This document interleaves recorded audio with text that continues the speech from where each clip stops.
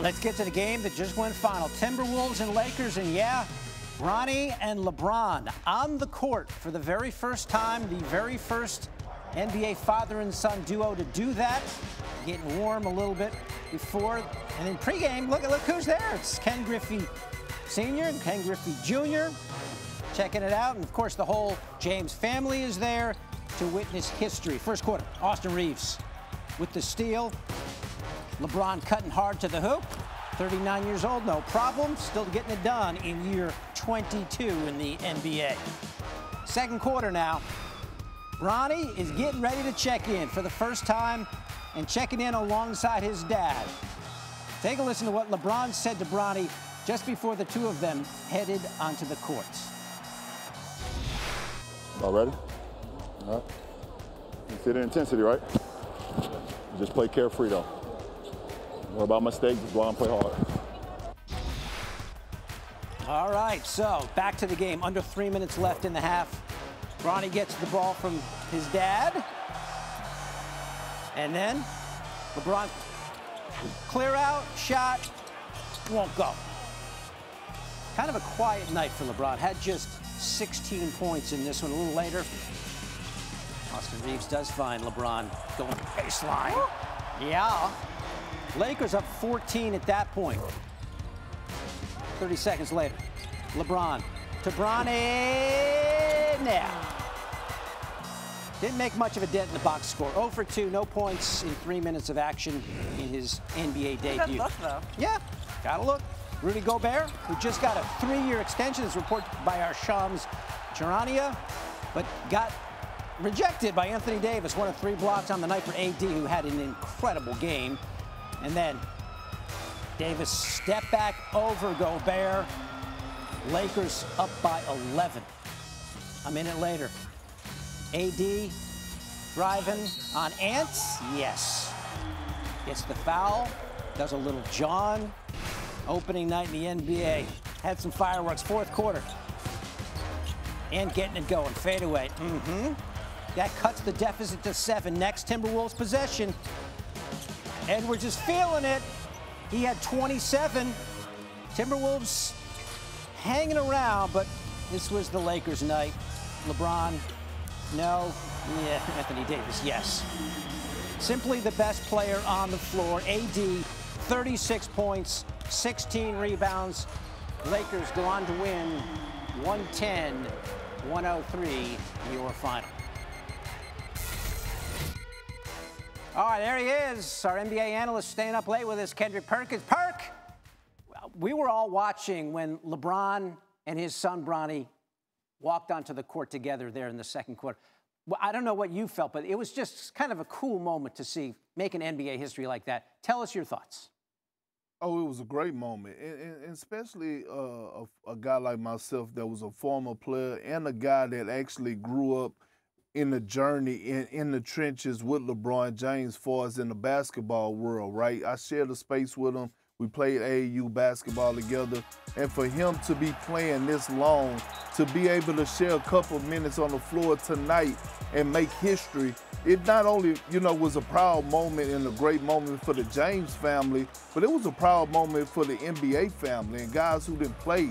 That's every former player's dream, is to be able to touch the floor and share the floor with his son. And tonight we witnessed LeBron James and Bronny share that special moment. It was interesting how LeBron, every time he was in a timeout on the bench, he'd go sit next to his kid, and he'd be counseling him and advising him on how to play the game and all that stuff. Really cool moment there in Los Angeles. All right, let's get to the other really cool moment, the Celtics raising the championship banner tonight. They also, Perk, tied an NBA record with 29 threes. Now, the interesting thing there is they tied the record. They did not break the record. They had 9 minutes to do it, 13 shots. It didn't happen. What did you see there? I saw your segment. Yeah, I saw it. I actually enjoyed it. I actually enjoyed the pettiness. The Celtics, don't, besides missing all the threes late, boy, they really looked strong. They looked like they were on a mission tonight. They were, especially Jason Tatum. And Jason Tatum came out with a guy that has a resume longer than the CVS receipt. He came out like he had something to prove this season. And I love a pissed off Jason Tatum. If we're going to get this version of Jason Tatum who's going to go out there and not only give you 37 points, but also make guys around him better by dishing out 10 assists and the passion that he's playing with, this Celtic team tonight, they made a statement. And I know it's the first game of the season, but the rest of the league, they were watching, and it's nowhere in hell they were saying, scratching their heads, saying, you know what, we're getting ready for the trade deadline. We got to make some moves. Yeah, they're so good. They spread the ball out, and they find the open guy for the 3-ball, and it was falling all night. A lot like last year. Perk giving us his thoughts on opening night in the NBA. Appreciate it. I am not kidding at all. Here was Jason Tatum during the ceremony. To the best fans in the world, let's do it again. Oh, so they were on that run it back tour. Okay, let's see. Tatum came out firing. He meant what he said. First quarter, Knicks down 1. Look at Tatum. Just doing a huge dunk, putting in the work. 4 minutes left in the first quarter. There's Tatum again coming off the screen, drains a 3. Tatum again sizing up Jericho Sims, pulls up. I mean, it's going to be a 3-point party here.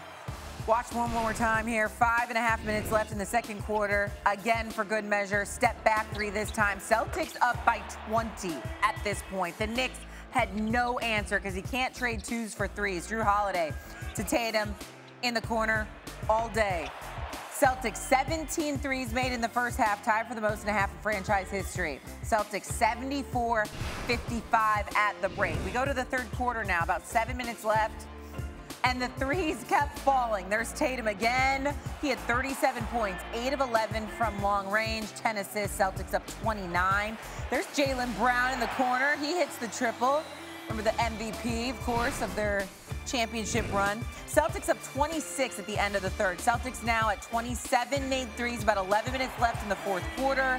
That's Brown pulling up from 3 and hits. Celtics up 30. 9 minutes left in the fourth. There's Al Horford hitting the 3 from the corner. Celtics hit 29 threes, which ties the NBA record for the most threes made in a single game. Hold up. Yeah, you've got to do all the threes. Can I just do the record setter? Sure. You got us to the tie. Here we go. Go ahead. Piece of cake. Roll it for the record. 9 minutes left. Let's get this done quick. Games are out. All they need is that 3. Won't go for Jaylen Brown. Sorry. All right. Xavier Tillman. Nope. Air ball. They're hunting threes. They know where the record is. Peyton Pritchard, that won't go. So they're getting a little cooler. Sam Hauser.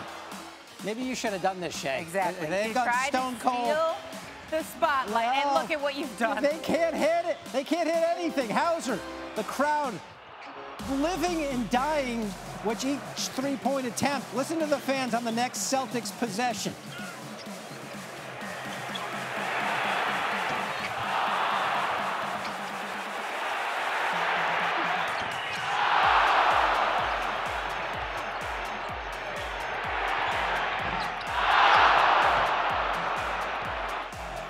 The rising excitement and then the crashing disappointment. That was just beautiful.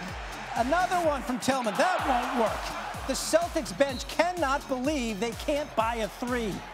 10 straight misses. Pritchard, 11 in a row. All they want is the record.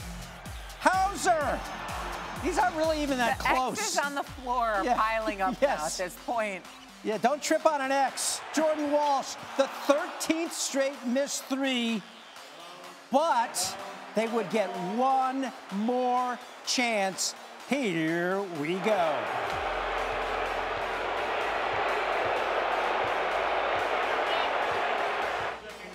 Okay, so they didn't shoot at all. One more three, please. It didn't happen. The Celtics tie the record. It was almost like we got jinxed or something. It was like when we were just playing, having fun, playing our style of basketball, everything was going in, and then once the crowd got into it and we started hunting them, like we couldn't even hit the bright side of the barn. Like everything was off. We got a bunch of great looks, and it was like a lid on the basket. All right, so just how unlikely were the Celtics to miss all of those threes? According to Second Spectrum, Boston had a 99.7% chance to make at least one of its final 13 attempts. That does not even factor in that the Celtics were absolutely on fire prior to the drought.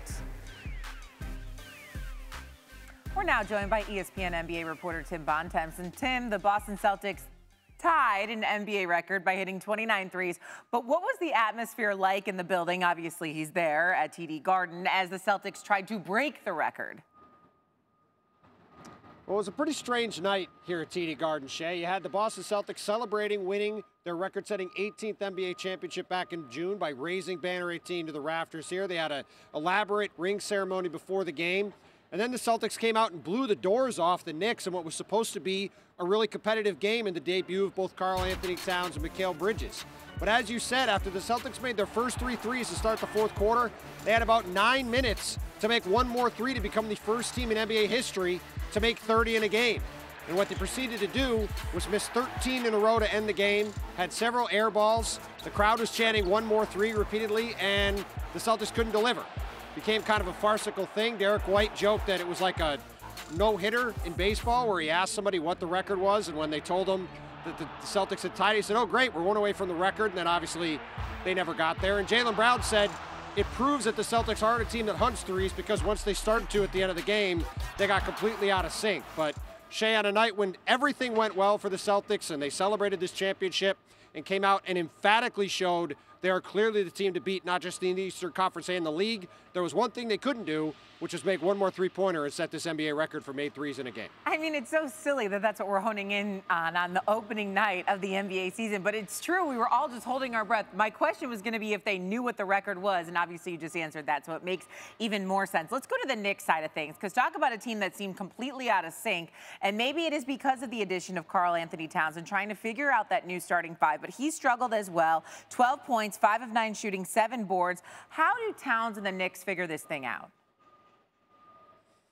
Well, this was a mess, Shea, from start to finish. The Celtics came out, blew their doors off right from the beginning. We're up by 20 in the first quarter, and the Knicks just never recovered. I think Jalen Brunson summed things up well when he said the Knicks were on their heels all night long. It really felt like that. And in particular, I think Karl Towns was on his heels defensively. The Celtics came out right from the beginning of the game, went right into the paint, attacked him at both ends, got him out to the three-point line trying to guard on the perimeter. That didn't work.